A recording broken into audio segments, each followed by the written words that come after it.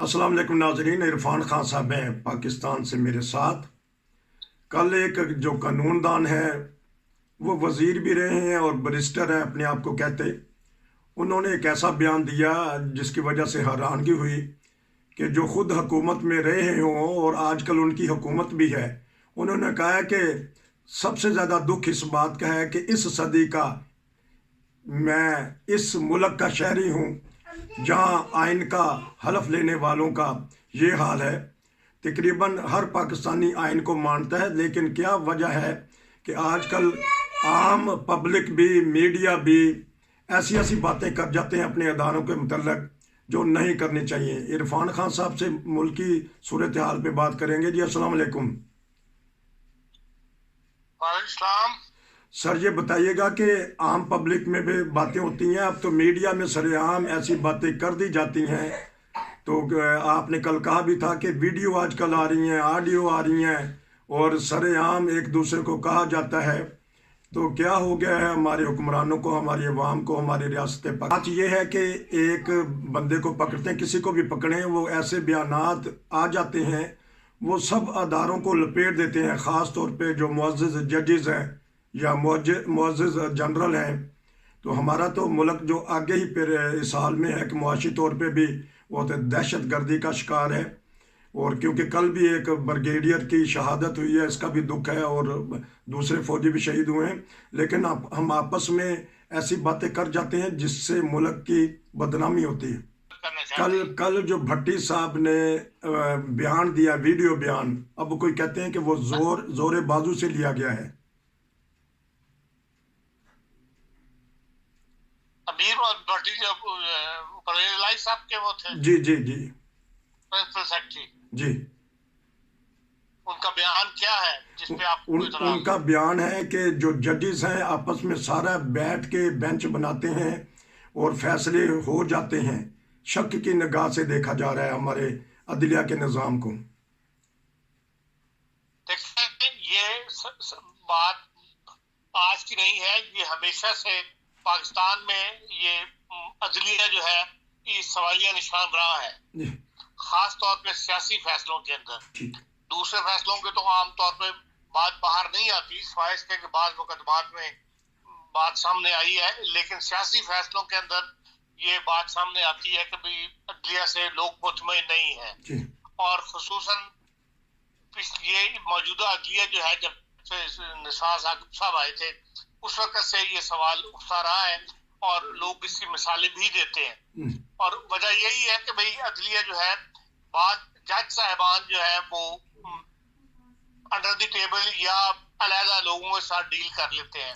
आमतौर पे अदलिया का रिवायत तो यही है ना कि भाई आप कोर्ट में जाते हैं तो सुप्रीम कोर्ट का जो रजिस्ट्रार है वो मशवरे से सुप्रीम कोर्ट के जज से वो चीफ जस्टिस है वो बेंच बना देते हैं उसमें और एक बेंच जो है वो मुसलसल नहीं एक मुकदमे को सुनता हूँ, बार बार बदलते रहते हैं जज उसके अंदर।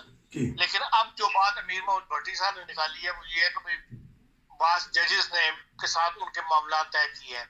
ये स्टोरी जो है ये यहाँ पर अखबारात में आई हुई है कि जो मज़ार नकवी साहब हैं उनके जो दो बेटे हैं, वो ये डील कर रहे थे कि वो और लोगों को भी जो जितने भी ट्रांसफर्स वगैरह करवाते हैं, जो लोगों की सेक्रेटरियान की या बड़े बड़े अफसर्स की जो इधर से उधर अपनी ट्रांसफर करवाना चाहते हैं, वो उन बेटों को इस्तेमाल करते थे और वो बेटे पैसे लेके तो फिर वो हुकूमत पंजाब के अंदर ट्रांसफर जो है वो करवा देते थे।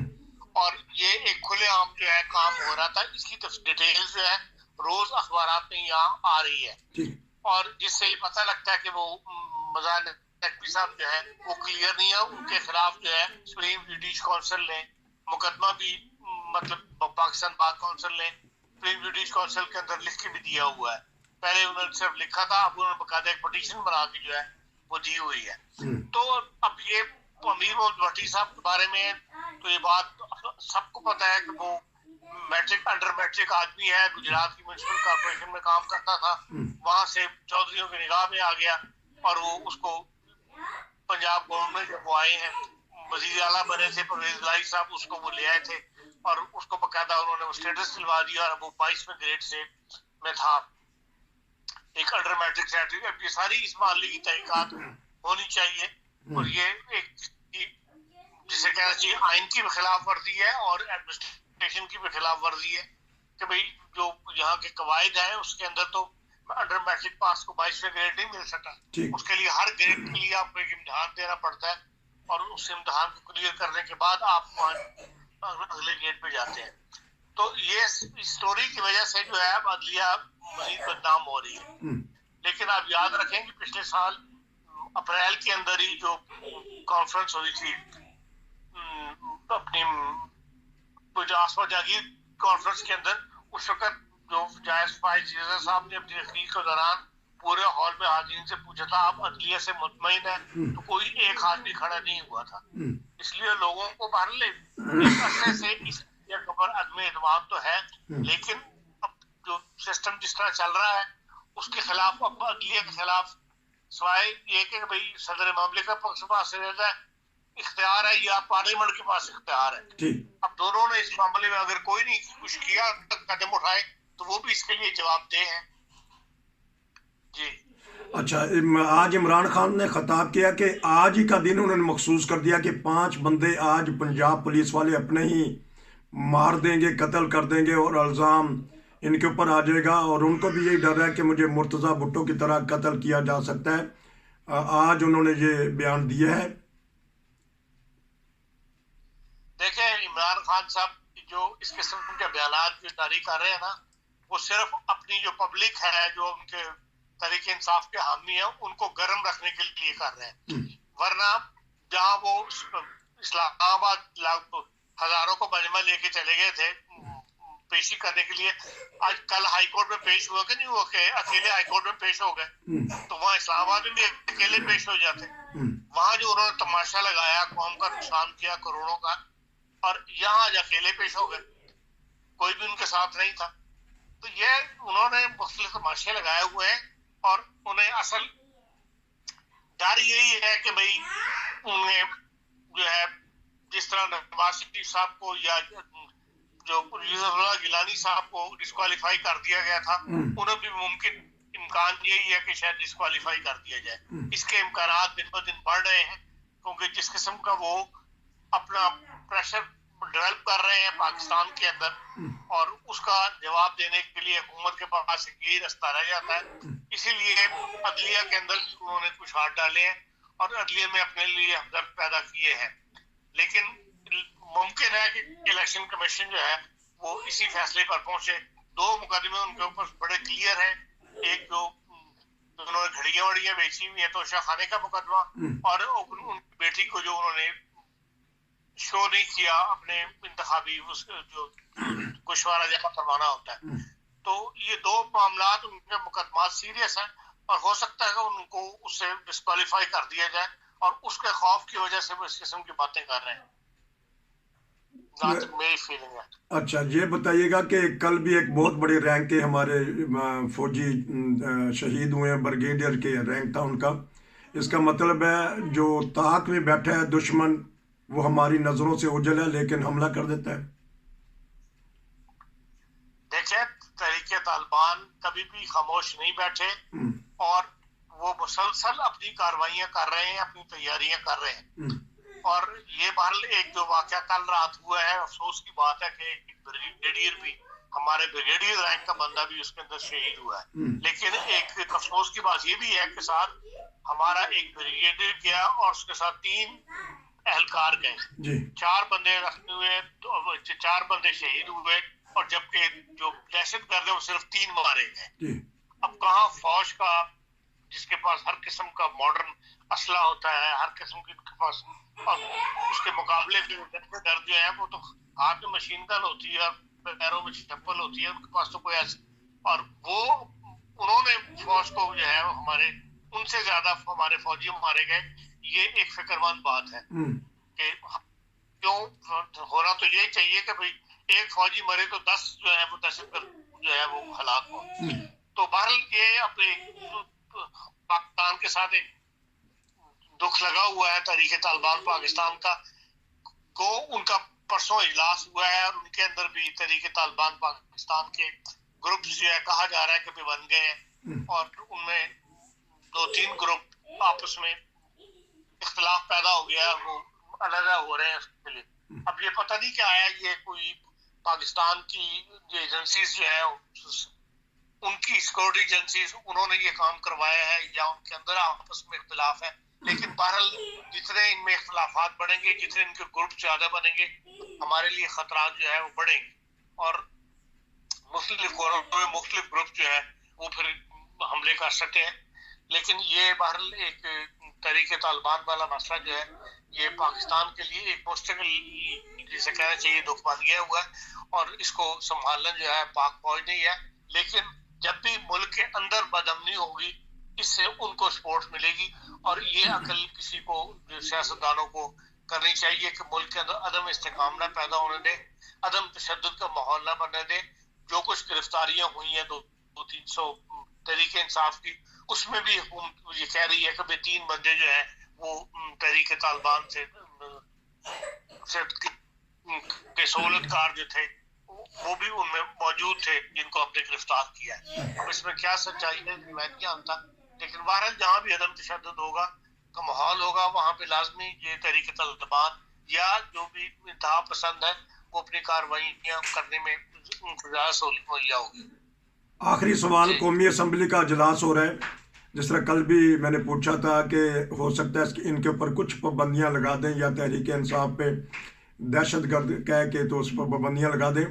बाहर की दुनिया जिस तरह मैंने कल कहा था, आज फिर ज़ल्मे खलीलजाद का बयान आ गया है, आ गए हैं बीच में सारे लोग, तो क्या देख रहे हैं आज के कौमी असम्बली के इजलास में अभी तक जारी है? कौमी असम्बली का इजलास जो मुश्तरका पार्लियामेंट का इजलास बुलाया था वो मैं नहीं समझता हूँ ऐसा कामयाब इजलास है, क्योंकि आधे से ज्यादा हाल तो खाली पड़ा हुआ है जी। और जो हुकूमती इस वक्त है उनके लोग भी को पूरे नहीं आए और उसमें जो तकरीर है वजीर दाखिला की वही इम्पोर्टेंट है। अभी तक तो प्राइम मिनिस्टर साहब की तकरीर नहीं हुई थी, तो मे भी प्राइम मिनिस्टर साहब जो है वो आखिर पे आके खिताब करें तो कोई पॉइंट्स बता सके। वजीर दाखिला साहब ने तो यही बात की है कि भाई जो कुछ पुलिस के ऊपर हमले हुए हैं लाहौर के अंदर और इस्लामाबाद के अंदर उनकी तफसील बताई है, जिस किस्म का असला इस्तेमाल हुआ है वो बताया है और उन्होंने कहा कि अब तक तो हम पुलिस जो है वो एक गोली भी लेकर वहां नहीं गई थी, सिर्फ रबड़ की गोलियां हमने इस्तेमाल की हैं। लेकिन शुरू तो हुआ है वो जब से उनकी हुकूमत आई है और इमरान खान साहब इक़्तिदार से उतरे हैं, तो इन्होंने जितने भी धरने वगैरह दिए हैं, जिस तरह ऑर्गेनाइज किए हैं, उस सारी की तफसील बताई है कि भाई इतना कुछ नुकसान जो है ये इनका रवैया इस किस्म का रहा है स्टेट के खिलाफ और इसलिए अब हम मजीद बर्दाश्त नहीं करेंगे और उनको बाकायदा अब उसी जबान में जो है वो जवाब दिया जाएगा। तो एक किस्म की उन्होंने इमरान खान साहब को वार्निंग जारी की है कि अब स्टेट खामोश नहीं रहेगी।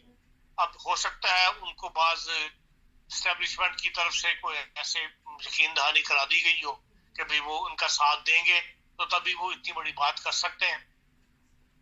लेकिन दूसरी तरफ जो है इमरान खान से सिविल सोसाइटीज ने मुलाकात की है, मुख्तलिफ तंजीमों के उहदेदार जो है उनका एक वफद इमरान खान से मिला है।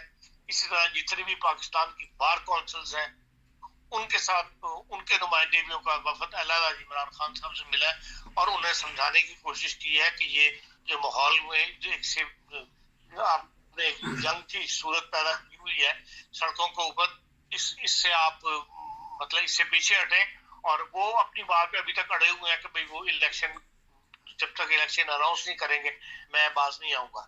लेकिन कहा ये जा रहा है कि भाई आज की इन मीटिंगों के बाद उन्होंने कुछ ऐसा रजामंदी जाहिर की है कि हाँ अगर अक्टूबर से पहले ये इलेक्शन करवा दें तो शायद वो उसके ऊपर राजी हो जाए। ये क्या सराइयां ही हैं जो मुख्तलिफ टीवी चैनल्स पर बयान की जा रही है। अंदर इमरान खान साहब ने वाकई ऐसा कहा है, ये खुद उनका कोई तहरीक इंसाफ का बयान जो है नहीं आया। क्योंकि बहुत शुक्रिया, खबरें तो बहुत है बैन अल-अक़वामी तौर पे सदर ट्रम्प के गिर्द घेरा तंग किया जा रहा है, किसी दिन वो भी आपसे तबसरा लेंगे बैन अल-अक़वामी तौर पे। चाइना और रूस आपस में पींगे बढ़ा रहे हैं और अमेरिका नाराज़ है, वो पता करेंगे। क्योंकि अभी तक खबरें नहीं आ रही कि पाकिस्तान में चांद नज़र आ गया कि नहीं आ गया, लेकिन यूरोप में इंशाल्लाह आज से रमज़ान मुबारक का आगाज़ हो जाएगा, तरावियाँ शुरू हो जाएंगी। कुछ कहना चाहते हैं रमज़ान के बारे में तो बताइएगा, क्योंकि रमज़ान से ही गुजर गया तो सब कुछ सही गुजर गया। तो हम यहाँ के रमज़ान से पहले आपका तबसरा लोड हो जाएगा। देखें, यहाँ तो अब आज का दिन तो सारा शाम जो है वो तमाशा लगा हुआ है। जेली कमेटियां भी काम कर रही हैं और मरकजी और रवायत अहवाल कमेटी भी काम कर रही है, क्योंकि पाकिस्तान में 2-3 दिन से मौसम जो अबर आलूद है, कहीं कहीं बारिश भी हो रही है, इसलिए अभी तक कहीं चांद नजर तो नहीं आया। लेकिन कहा यह जा रहा है कि पसनी जो है बलोचिस्तान का इलाका, वहां पर और कराची में 7:15 बजे तक कहते हैं कि चांद नजर आ सकता है। तो उसका इंतजार था। अब मुझे नहीं पता कि वो नजर आया या नहीं आया, लेकिन बाकी जगहों पर तो कहीं शावर में या पंजाब में या दूसरे इलाकों में नजर नहीं आया, ना आजाद कश्मीर में, इसलिए कि हर जगह पे अबर आलूद मौसम था, उस वजह से नहीं देख सके। लेकिन बाहर चांद निकल तो आया है, जो कहा जा रहा है इनकी तरफ से, इदारों की तरफ से, लेकिन नजर आने की बात है कि नजर आता है या नहीं आया। तो महल पसनी से और कराची से उम्मीद है कि भाई वहां के बाद वो अनाउंसमेंट करेंगे कि आया रमजान शुरू होगा या नहीं होगा। अब खुदा करे कि रमजान जो है पाकिस्तान में पुरअमन रमजान हो, जो जिस किस्म की सूरत हाल दरपेश रही है पीछे, उसका यादा ना हो और लोग रमजान के अंदर जो है इबादत की तरफ राग़िब हो। कल भी यहाँ पर बड़ा शदीद ज़ल्ज़ला आया शाम को, 6.8 का ज़ल्ज़ला था। पूरी हर चीज जो है वो हिल गई थी, जिसे कहते हैं ना, पलंग, सैरियां, कुर्सियां, डाइनिंग टेबल हर बकायदा थरथराहट शुरू हो गई थी। और बहरहाल अल्लाह ताला फजल करे और ये रमजान भी खैर और आफियत के साथ गुजर जाए इस मुल्क के अंदर। बहुत शुक्रिया। जहाँ जहाँ ये हमारा प्रोग्राम देखा जा रहा है, दुआ में याद रखें कि अल्लाह करे कि ये रमज़ान हर लिहाज से बरकत हो। आपका बहुत शुक्रिया। इंशाल्लाह दोबारा मिलेंगे। नसीर को इजाज़त दीजिए। अस्सलाम वालेकुम।